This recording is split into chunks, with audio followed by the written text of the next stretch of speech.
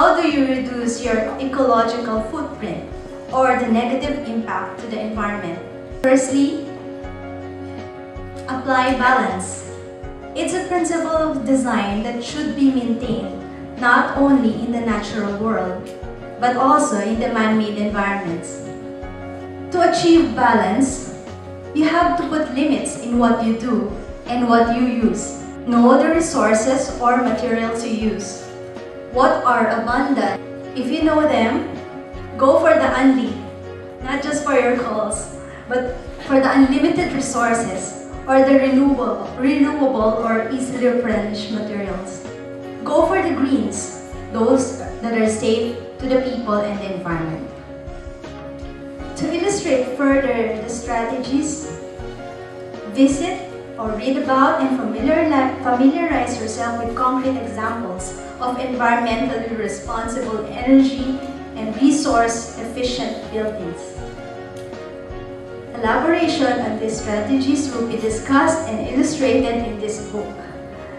The person who uses this will be trained to think beyond what is written, to inquire constantly about the truths related to building and land development, as well as the consequence of each act.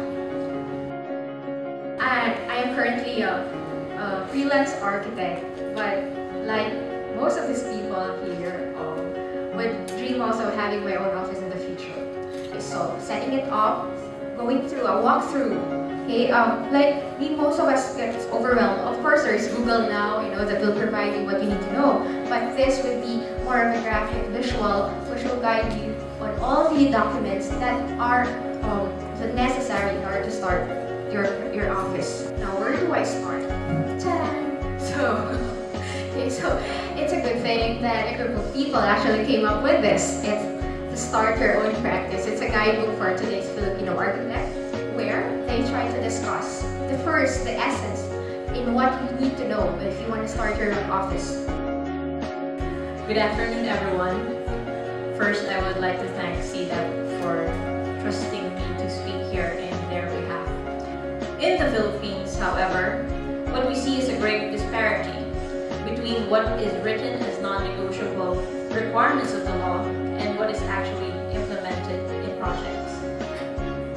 Let's face it, building laws, not our favorite topic, not always our friend. Next, we presented these key compliance issues across, comparatively, major building laws and simplified their interaction by stressing their differences in context and intentions. You can see we broke down lengthy computational steps into visual flowcharts and again supplemented them with much needed graphic. The Visual Handbook of Philippine Building and Design Laws is CDEP's commitment to simplify text-heavy references and dispel the seemingly intimidating complex technicalities of the law through a coherent, visual, step-by-step analysis that we hope will empower the profession's conscientious ethical practice of the law, not as a matter of mere compliance, but a matter of absolute need.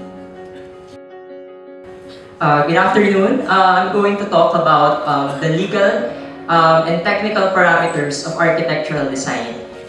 Given the necessity of knowing all the minimum standards and ideal options, an in-depth design reference should be formed wherein all design principles, guidelines, and related laws are introduced and arranged in the following major type of buildings. First, we have the residential buildings, which include single-family dwellings, apartment, hotels, motels, and pension houses. Educational buildings, such as schools, libraries, museums, and sports facilities. mercantile establishments, which include shopping centers, malls, markets, and restaurants. Business facilities, which include private offices, banks, business processing outsourced offices, or call centers. Institutional facilities, which include government buildings, police and fire stations, correctional and detention facilities, and healthcare facilities. Assembly structures such as performing arts theaters, exhibition halls, movie theaters, and places of worship. And finally, the transportation facilities such as parking structures, jeepney terminals, bus terminals, and airports. CDEP has developed a book that presents both the minimum and the ideal standards. The book, entitled Legal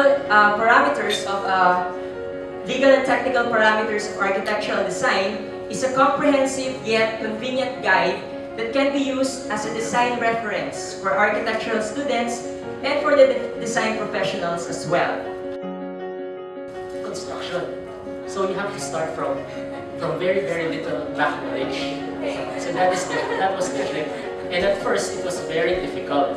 So we had to develop a very, very unique method of teaching construction. There's so much money involved. How much money is there in construction? Well, in 2011, the world spent something like $4.6 trillion in construction. There are some large projects, for example, $22.5 billion dam in China.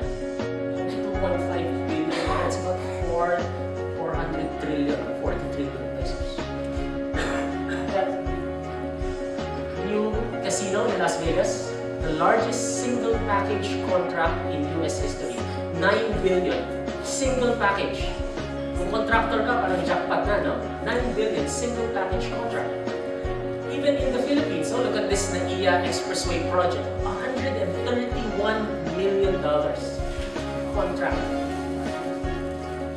That LRT-1 South extension that's being planned from Taft Avenue, that will extend all the way down to Cavite, that's being priced at $1.5 billion.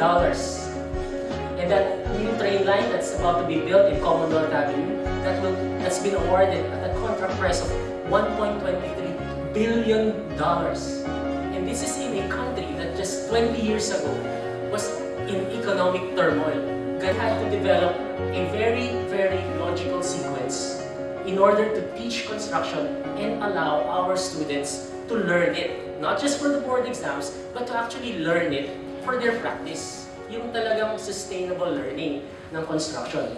Now, at the end of it all, we talk about what is the importance of construction. It's so simple actually, no? Construction is just a tool if you think about it. It's a tool for what? A tool, well, when you start with your design, and I think all the architects and designers here will agree, a design is never finished until you actually build it. Otherwise, it's just idea. Okay? So, from design, you have to actually get it to reality. Okay? Now, there's a big gap in between these 2 points. And what is the bridge between those 2 points? That's where construction falls. It's just a simple tool, but it's very, very complicated. That is why, today we are proud to launch, we are proud to offer, we are proud to announce that we have compiled our knowledge in construction that we've developed over 9 years into our publication titled Complex Simplicity. It is an introduction to building construction. Idea, actually, it's a course syllabus, really. It's not a textbook. It's a course syllabus. So for the architects and educators here in the audience, this may interest you. And so we ask ourselves, what is architectural theory? Is architectural theory universal? My contention is that it's not. It is always cultural. There is always architectural theory that may be appropriate for one culture, but may not always be appropriate to our culture. And so in the end, I teach foundations of architectural thought. It's just the foundation, the beginning of something we can do. Because if we do not begin to create architectural theory, and we rely on architectural theory from others, and they tell us what we should be thinking, what happens when we become global? Will our architecture blur into nothing? Or will we still have architecture with an identity? Planning is a process and its products have changed as socio-economic systems evolve throughout the course of human history. The form of our built environment has been molded by how we have interacted with one another from the nomadic times. The Philippine version of postmodern driven by globalization covers the full spectrum with our CDEPs and the so-called architecture of spectacle on one end and the spontaneous spaces on the other. So the following slides will show you the key terms that define Philippine modernism. Spectacle, blurred definition of in and out, space wars and negotiated spaces, urban ecosystems, uneven fabric, segregation, themed and fantasy-like developments, multi-consumerism. What does this mean? When you buy a condo unit, for example, you also buy as a part of the package the life that goes with it. You're actually, as these condo units are marketed as having the good life, you're also buying the good life with it.